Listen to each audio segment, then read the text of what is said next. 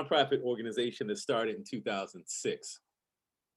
We were concerned about the high levels of food insecurity in the city of Detroit, but we also were and are concerned about the extractive economy that happens in many different economic sectors within Black communities, but particularly within food communities throughout the United States, control the retail economy and extract profits from our community to make the store owners richer and richer, to make their families prosperous. But meanwhile, we see those resources just drain from our community, leaving us in a position where we have to then go ask other people for jobs and ask other people for money to build the kind of resiliency and healthy communities that we all desire. And so we started in 2006 with several areas that we wanted to focus on. The first was urban agriculture, and I won't spend much time on that except just to say that we started in 2006 a small agricultural project, which eventually grew into what we now call D-Town Farm, which is the largest of the 1,500 or so agricultural projects in the city of Detroit. You may know or may not know that Detroit is really the urban agricultural capital of the United States due to a number of factors, including the vast amount of unused land in the city due primarily to white flight in the 1960s and abandonment of properties by absentee landlords and a host of other factors. But it has left Detroit in a position where we have the opportunity to do urban agriculture on a scale that is unimaginable in most cities. And so we have about actually now 1,700 either farms, gardens, backyard gardens, side lot gardens in the city of Detroit that are in a network called the Garden Resource Program. And of those 1,700, the farm we run is the largest.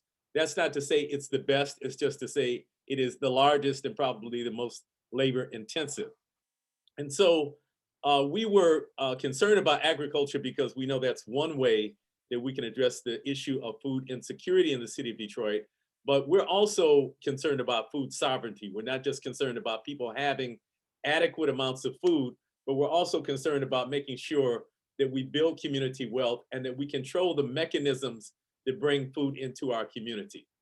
We also have a youth program called the Food Warriors Youth Development Program, because we know that in order for our movement to be sustainable, we need young people who see value in transforming the food system and putting in place a racially and economically equitable food system.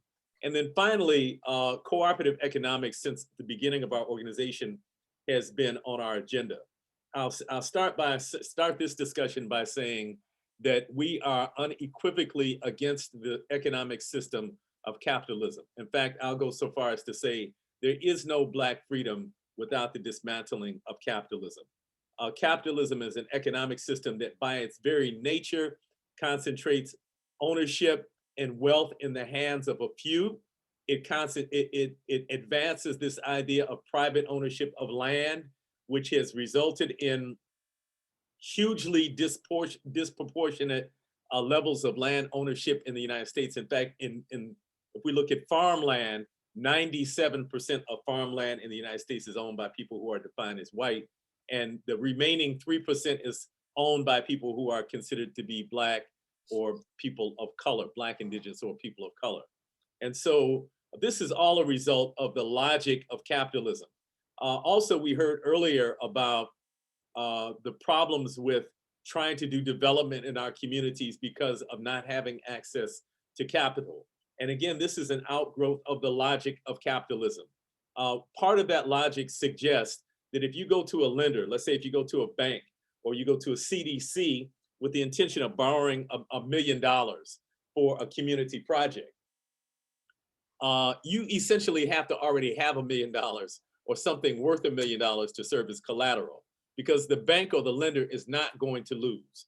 And so if you're in a position where you already have $1 million or you already have access to $1 million, then chances are you're going to be deemed capital ready and that you are in a position then to get further capital.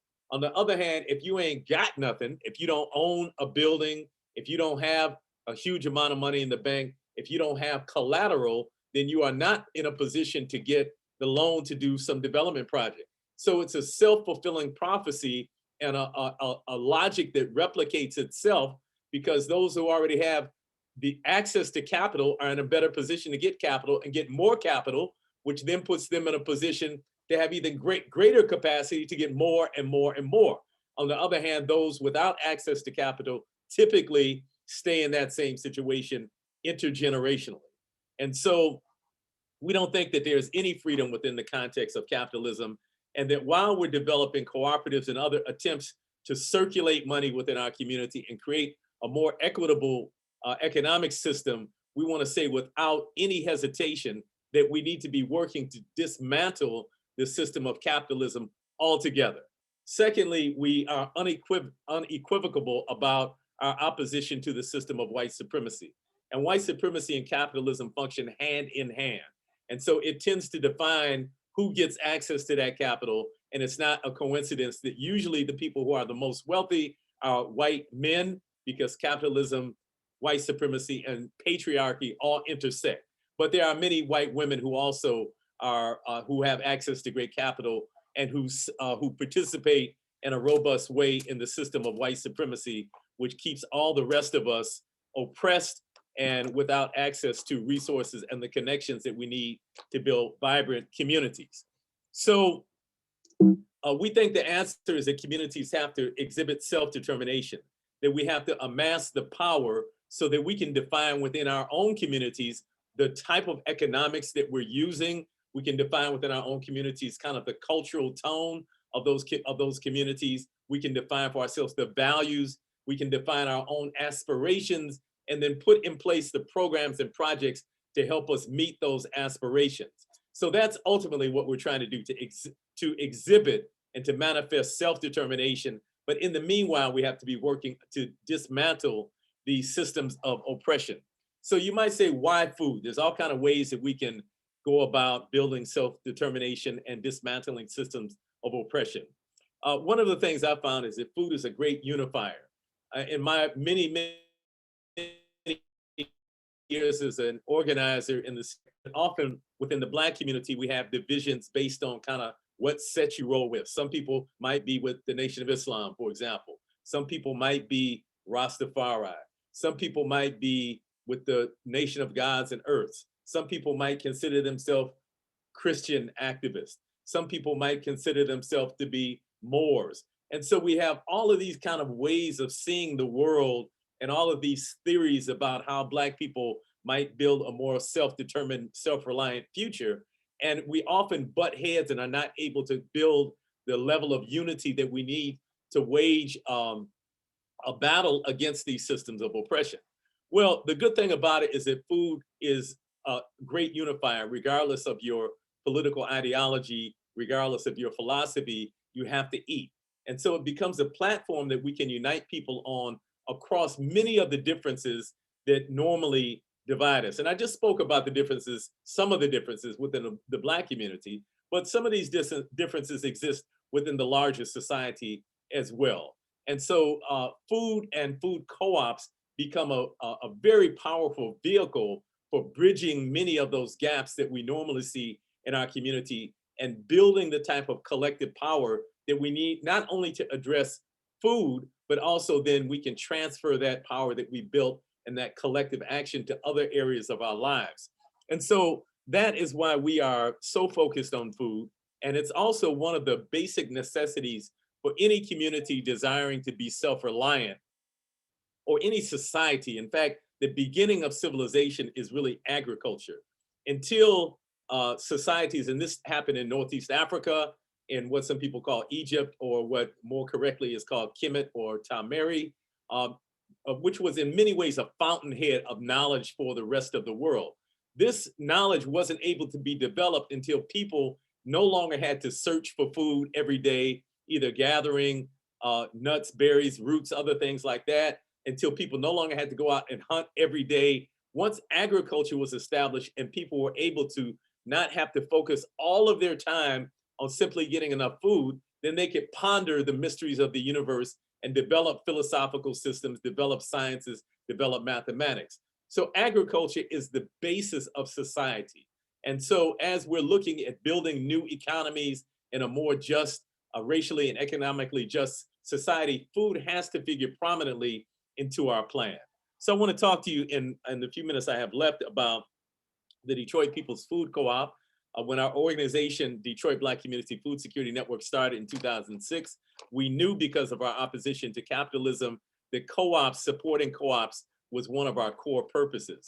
And so we ran a buying club from 2009 until 2017, which was intended to be a precursor to the actual brick and mortar co-op. We discontinued it in 2017, primarily because of some problems with the distributor. I don't want to go into those details right now, but if anybody wants more information about that, I'll be glad to address it either in the Q&A, or I'll give you my email address and we can go into great detail about that afterwards. But we started working on the Detroit People's Food Co-op in 2010, and we're now 12 years into it, and we're on the precipice of beginning construction. So the first thing I want to stress is the longevity that is required to create a cooperative food store. It's not something that happens in a year, 2 years. It's a prolonged, protracted process. And so if you're going to do this work, you need to really commit yourself to a decade of work where you're going to focus on bringing this into being. So we started in 2010 with the feasibility study, which suggested that there was enough community support to proceed. We created a community advisory committee to help us kind of think through some of the initial issues. We incorporated the Detroit People's Food Co-op in 2014. And then we spent a lot of time between 2014 and now on the development side. We decided early on that we didn't just want a food co-op, but we wanted to build a building, or we wanted to have a facility that also included 4 shared use kitchens, a 5,000 square foot community meeting space, and office space. So we also knew the neighborhood we wanted to locate in. And in that neighborhood, there were no existing buildings that could accommodate all of those functions. And so we realized that we had to buy land and build a building from the ground up. And so that made our project even more complicated, because not only are we running a grocery store or planning to run a grocery store, but we're also purchasing the land and building the building in which the store will be located. We are always concerned about having maximum autonomy. And so ownership of the land and ownership of the building itself was something that's very important to us. So make a long story short, we, after several failed attempts, finally found a piece of land that met all of our specifications. That land was owned by the city, and part of it is owned by what's called the Detroit Land Bank Authority. We have several parcels where the parking lot will be located that is in the inventory of what's called the Detroit Land Bank Authority. And we have the one big parcel where the building will be built is in the inventory of what's called the Detroit Building Authority. Again, a lot of details about that, which I'd be glad to go into in either the Q&A or afterwards if people want to email me. But we currently have a purchase agreement. We've had a hold and maintenance agreement on the land for the last 2 years, meaning the city won't sell it to anybody else. We have to maintain it, so on and so forth. But we now have a purchase agreement that we have signed, and we're waiting on the city to execute. We're expecting within the next 30 to 60 days, we'll have ownership of all of the parcels that we need to begin construction. The project, the Detroit Food Commons, is the name of the building that we're building. It's about a $17 million project. And again, I don't want to go into great detail right now, but I'll say that the main tenant in the building, the tenant that will occupy the entire first floor, is the Detroit People's Food Co-op, a cooperatively owned, democratically governed structure that currently has 1,164 member owners. We'll have a product line that is 80% what the industry calls natural and organic food, and 20% what we call clean conventional food. So we've done a lot of community organizing. We've done more than 40 community engagement sessions, primarily right in the neighborhood where the store is going to be located. We've done a lot of listening and getting feedback from people, incorporating that feedback into our plans. And we're very happy to say that we are expecting to begin construction in August of this year. We have just about closed all of the economic gap. We got a few more dollars to raise and a little more juggling that we're doing with the design of the building, trying to bring the cost down a bit because the cost went up last year due to COVID. But we are expecting to open the doors of the Detroit People's Food Co-op in late spring or early summer of 2022. So we also are members of the National Black Food and Justice Alliance. And the National Black Food and Justice Alliance is a national alliance of organizations that are working either in farming, in food policy, or to develop what we call self-determined food economies. Organizations are all Black organizations. We make no apology about that. We are in other alliances that are multiracial. And when I say we, I'm speaking of the National Black Food and Justice Alliance, such as the HEAL Alliance. But we absolutely make no apology for creating space in which Black food activists can operate unencumbered. So the National Black Food and Justice Alliance does a few things with food co-ops. We convene bi-monthly peer phone calls where people who are developing food co-ops, and we have a cohort now of about 20 Black food co-op developers from throughout the country who are on these bi-monthly calls. And so we're able to share skills, knowledge, and challenges that we're faced so that we are collectively learning. The second thing that we do is we sponsor quarterly webinars on a specific topic in which we have a subject area expert talk in great detail about a particular aspect of co-op development. And then in non-COVID times, we're hoping to do an annual in-person convening so that we build a sense of community and fellowship among the community of Black folks building food co-ops throughout the country. So I'm going to put a couple of URLs in the chat box, and I'll put the URL for the Detroit People's Food Co-op. I'll put the URL for Detroit Black Community Food Security Network, and I'll put the URL for the National Black Food and Justice Alliance. And I think I'll leave it at that and open it up to questions with whatever time we have remaining. Beautiful. That's actually perfect timing. So we only have about 3 minutes in this space before we go to the larger space. That does not mean that you do not have the opportunity to ask Mr. Yakini any questions. It just means not in our small group.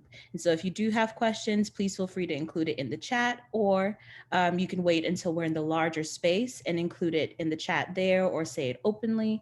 However, you are welcome to ask whatever you feel led to ask. And so I want to make sure that you know that even though we have limited time here, it does not mean that you are not able to ask questions of Mr. Yakini and what he does and his mission and his just work to really change how we view food and food distribution and ownership. Right. And so just want to let everyone know that. That being said, since we do have some time, if there are 1 or 2 questions that you'd like to ask openly, I will open the floor to that.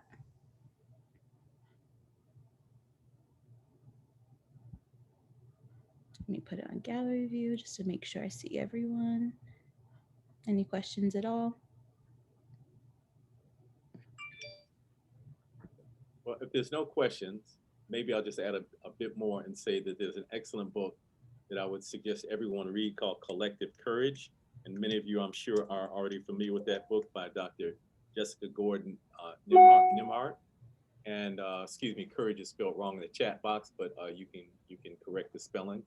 But I would suggest you get that book and read it because it talks about the history of how African Americans have used co-ops to build collective economic power in the face of an economic system which is hell-bent on keeping us out of the mainstream economy. Can you include that in the chat as well? Sure, I put it in, I just misspelled. I typed quickly and it misspelled courage. But okay. Do you have the author as well? Do you remember? No. It's okay. We can look that up ourselves. That's perfect. Wonderful. I mean, thank you so much for your time and your talent, your energy, Mr. Yakini. We are so appreciative of it. And before we go to the main space, I thank all of our participants again, everyone that is here. I thank you for just sharing your energy and your attention and your time. And I hope it's been informative. I hope it's been enlightening, but I also hope it's been really interesting and fun at the same time, because we know when it's interesting and fun, we retain information a lot more, right? And so it's definitely been that for me. So I thank you. And I appreciate the work that you're doing. And I pray that we have more people like you, inspired by this particular chat, to do what you do and expound upon it. Thank you very much. And thank you all for joining. Absolutely. And we should be pulled into the main space. So like I said, the floor is open. You're free to talk until we are pulled back to the larger space.